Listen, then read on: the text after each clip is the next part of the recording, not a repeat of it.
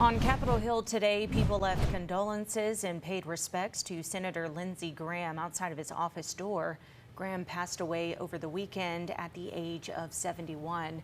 This afternoon, South Carolina Governor Henry McMaster named Darlene Graham Norden as her late brother's replacement in the U.S. Senate. We're also learning about how the death of Senator Graham will impact Senate business over the next few weeks. We do have team coverage tonight on that subject, as well as the details surrounding how he died. So we'll begin with News Nation Washington correspondent Trevor Shirley on Capitol Hill now with the latest. Trevor.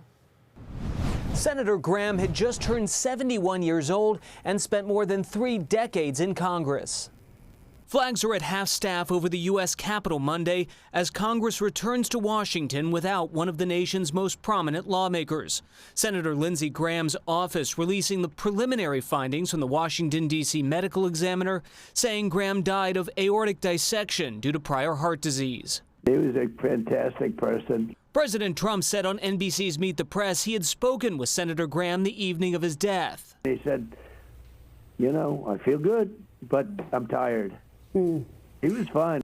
The pair were competitors in the 2016 presidential election, but later became close allies and friends. He was like a member of the family to me. It's very tough, actually. Tributes have poured in from members of both parties, including from California Senator Adam Schiff. What I will treasure most about him was his just very quick wit, his wonderful sense of humor. Others had traveled with Graham, a foreign policy hawk, to the NATO summit in Turkey last week. Wherever he felt he was needed, he was going to go. And that meant overseas a lot. Graham was a staunch supporter of Israel and Ukraine and had just gotten back from a trip to Kyiv hours before his death.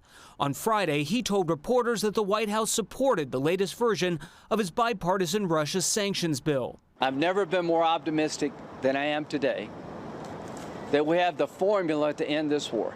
Some Senate business, including presidential confirmations, could be delayed until Graham's replacement is named, as Republicans now have an even slimmer majority. Under South Carolina law, the governor can appoint a placeholder, but the state will also hold a primary to replace Graham on the ballot this November, where he was running for re-election against Democrat Annie Andrews. So far, funeral arrangements for the senator haven't been released, and it's also unclear whether he'll be given the honor of lying in state at the U.S. Capitol. Reporting in Washington, I'm Trevor Shirley for News Nation.